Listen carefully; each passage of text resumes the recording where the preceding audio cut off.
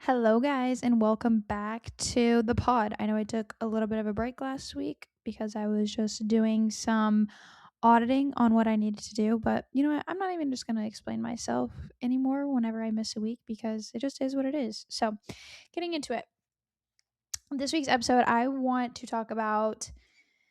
I'm going to be riffing off. I cannot read my handwriting because I was doing a meditation and then I thought of all these things in meditation. So my handwriting is really bad. But riffing off the top 10 things I need you to ingrain in your head about your body, about your health, about fitness, whatever it is. So let's just start with number one, the biggest one that I want to talk about. And this is that a calorie deficit works 99% of the time. I know you've seen people say it works 100% of the time, and I'm going to give you the discrepancies of why maybe sometimes it doesn't. And when I say 99% of the time, you listening are likely not the 1%. I'm sorry to break it to you, but you're not the 1%. And I'm going to explain why that is. So, let's just give myself for an example. So I've been on the journey of losing about 10, my goal is like 10 to 15 pounds. I've lost 8 pounds so far. And about 2 weeks ago, I dropped my calories down. I was like, oh, my body's not responding. I'm going to do more cardio and I'm going to drop my calories down even more. Literally nothing changed. So I was like, you know what? I'm going to do a diet break. So I didn't do any cardio and I just did a diet break. So I brought my calories up to about 1785 and I was there for 2 weeks. And then I decided to just this last weekend drop them down just a little bit, like only by 150 calories. And my weight dropped. And so sometimes your body does hit a plateau. And in that plateau, you have one of two decisions. You can either increase your food for a bit of time and give yourself a diet break, or you can push even harder, which my body was obviously not responding to. This is why it is so important to have a coach and can pinpoint out these things. Or if you're listening right now, learn from me. And I can't sit here and say that I wasn't consistent on the weekends because I was very consistent. So I was taking out all variables. I was being very consistent. It wasn't as if I was not hitting my non-negotiables on the weekend because I was. If anything, I was under eating on the weekends. So it wasn't that. I just knew that my body was no longer responding and is either dig yourself into more of a hole or give yourself a break for a couple of weeks and miss out on potentially losing the weight. But then again, if I did lose the weight and had was grinding more, I would have to grind even more after that. And so just knowing and understanding like it's okay to take diet breaks, but also that if you do hit a plateau, that doesn't mean that the calorie deficit doesn't work. That just means maybe your body needs a little bit of rest. And I don't think that a lot of coaches realize this, but this is why it's important to be accurate with your tracking, with your nutrition, even on the weekends, so that you do not have to, so that you don't feel like you're doing everything right and it's not working, because obviously you're not doing everything right if you're not staying on track on the weekends. Anyways, number two, your menstrual cycle is your fifth vital sign. If you're a woman, if you are training, even if you're not somebody who trains and you don't have a menstrual cycle and you're like, I'm not even over, or you're like, I'm not even at a healthy weight, I'm overweight and I don't have a regular menstrual cycle, but it's okay, everything's fine. No, your hormones are not healthy. They are screaming at you. And I highly, highly recommend that you get that menstrual cycle back ASAP. If you need help with that, that's where you can go to my Instagram page. I have lots of different resources. I have a hormone handbook, so many different things. But also, if you're needing some help working one-on-one with that, that's everything that we do at Areva Wellness, is a lot of holistic health approaches so that your body composition goals can become easier by taking care of your internal health. But ignoring your menstrual cycle and not doing anything about it, like I did for a very, very long time, definitely caught up to me. And I realized it was either prioritize your female health, your hormone health right now, or later on down the road experience fertility issues. And I was like, Hadley, you cannot continue to experience having no menstrual cycle if you want to have kids later on. And you should not be spending your 20s without a menstrual cycle. Just a little FYI for the women out there who may be listening who don't have a menstrual cycle and think that it's okay. It's not. Number three, strength training is the most superior form of exercise, and you cannot convince me otherwise, because what strength training does for your body is far more than just makes you look hot. Okay. Obviously, when you build muscle, I think muscle is so sexy. If you're a girl and you don't have muscle, That's not sexy to me, but that's just my opinion. So do what you will with that. But strength training is the most superior for your skeletal health, bone health, your metabolic health, your cardiovascular health. There's not any benefits or not anything to support that strength training is bad for you and is the literally probably the best thing you could do on all cylinders. People who want to lose weight and they're like, "Oh, I should just, do cardio, just try to do as many whatever exercise I can to lose the weight." Not the way to go. You want to strength train, you want to build muscle, you want to apply progressive overload. When you get stronger, when you build more muscle, when you have more muscle mass, you burn more calories at rest. When you get more tone, this improves your insulin sensitivity. All of the things that you may not think that it does. Take aesthetics out of it, and we're just talking about your internal health, does far more than you can think. And I don't think there's any other form of exercise that even comes close to it. Cardio is a second place. Strength training, number one. Getting stronger, applying progressive overload so that you're actually building muscle tissue. Yeah. All right, enough of that one. Number 4, your metabolism does not slow down as you age. If you're a female specifically, which you probably are listening to this, do your hormones change? Yes, especially when you go through menopause and now your estrogens decline, your progesterone's declined. Does that mean that you still cannot lose weight or that your metabolism slows down and you gain all this weight back? No. What I typically see is women of this age, because their hormones are low, they have less energy. Therefore, they do not want to get up and move around. They are more sedentary. They do not want to work out. They do not want to strength train. And I highly recommend HRT for those women who are going through perimenopause or menopause, because that is going to help you so much, having a replacement of the hormones that helped keep you youthful for so long. Now, with that being said, your hormones are also directly impacted by your habits. If you are not moving, if you are not walking, if you are not strength training, if you are not putting in the correct inputs of healthy, nutritious foods, of whole foods, of decreasing your alcohol intake, of decreasing your ultra processed food intake. If you are not doing these things, then yeah, of course you're going to feel low energy. You're not going to want to go to the gym. You're going to be tired. You're going to want to take naps because of your inputs. But you cannot blame it on your age. And that's all I have to say about that one, because I have clients that are proving every day that they can lose weight and they're not starving themselves and they're not pushing themselves crazy hard in the gym. If anything, they're only going to the gym 3 times a week and they've been able to eat 18 to 2,000 calories, 1,800 to 2,000 calories. Some of them have to go dig a little bit deeper sometimes, but some of these women have lost like 50 plus pounds at 50 plus years old. So do not tell me that your metabolism has slowed down because you've gotten older or because of your hormones, because that is not simply the case. What I noticed was when we changed our nutrition, we started fueling their body with the correct nutrients. Their body responded so beautifully. I didn't even have to cut calories. All we did was change the types of food that they were eating. Crazy how that works. Number 5, you can lose weight easily with PCOS. This is a very similar topic of number 4.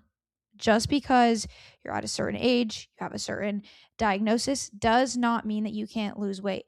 Will it maybe be a little bit more difficult? Yes, but same thing with the PCOS. When you change the type of foods that you're eating, an anti-inflammatory style of diet, your body will change, because with PCOS specifically, your body is already in an inflamed spot. Okay.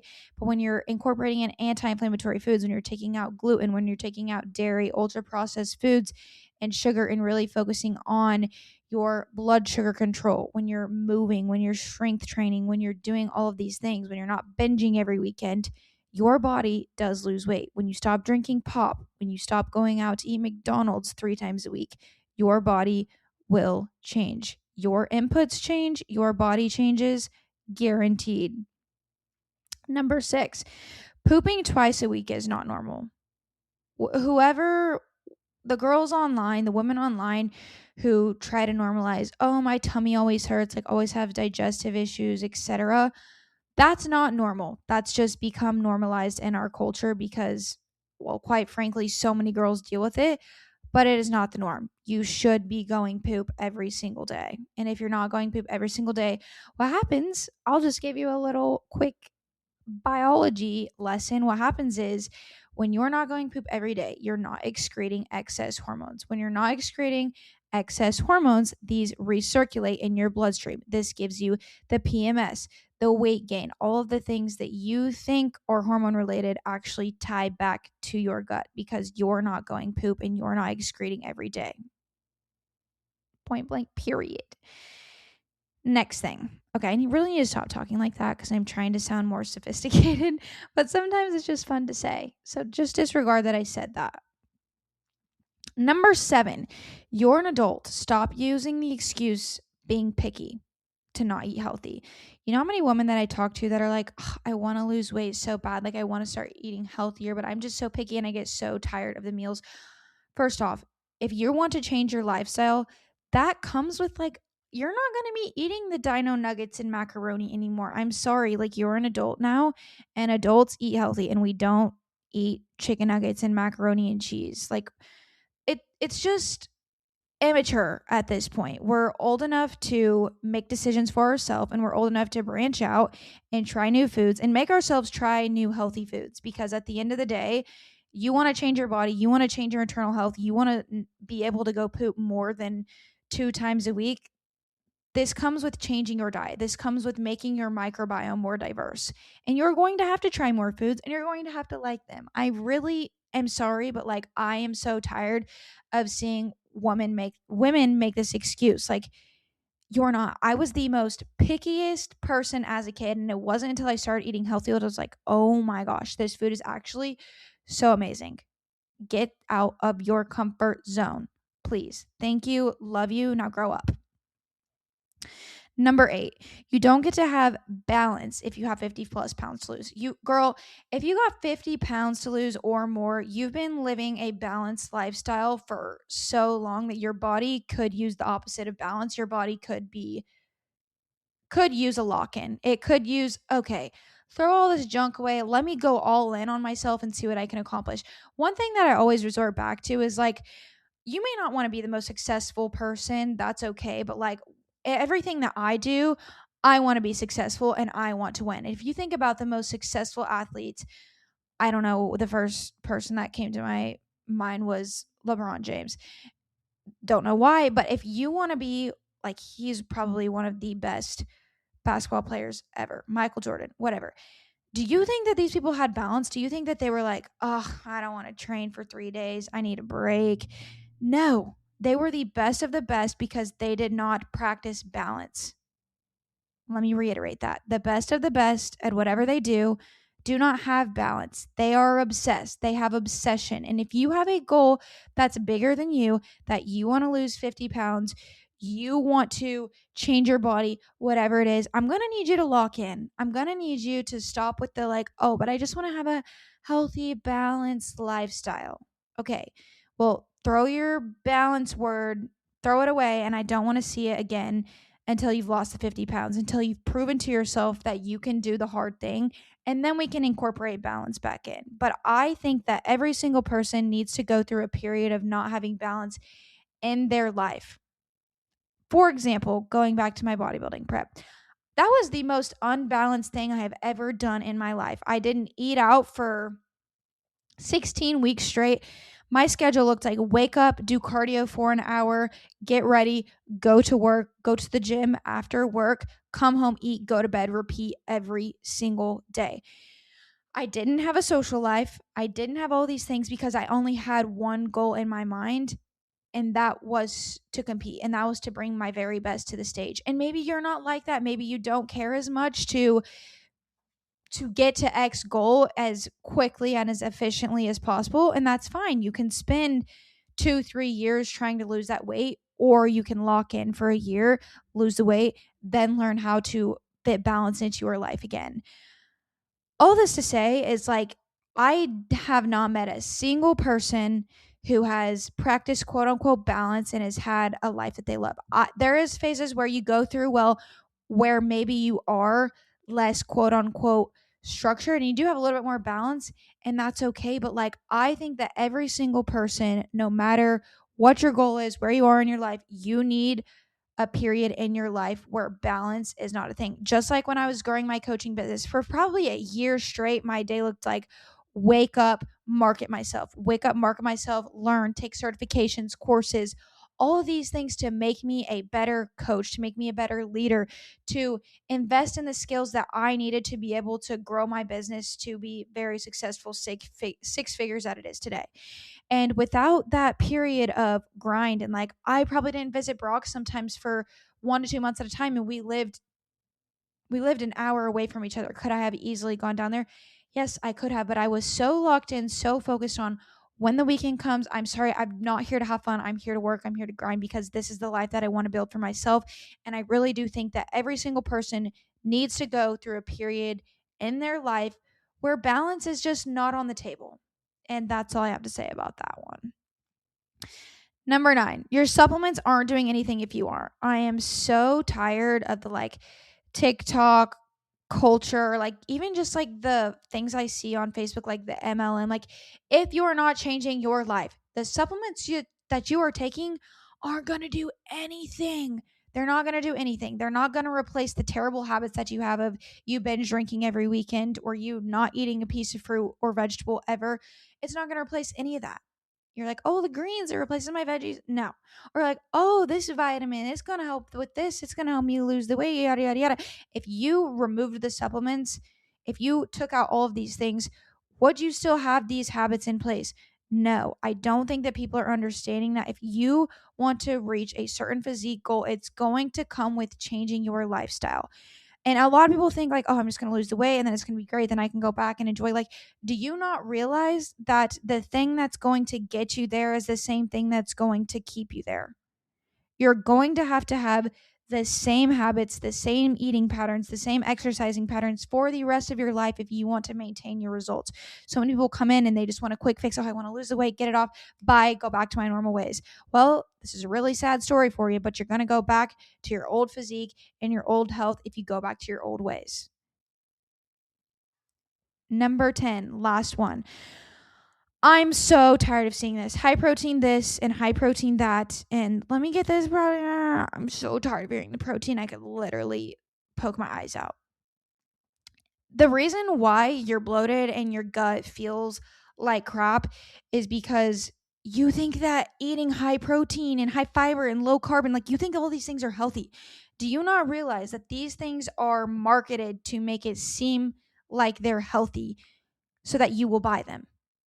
The foods that are most expensive are the ones that are grown in the earth or come from an animal or a plant or a tree.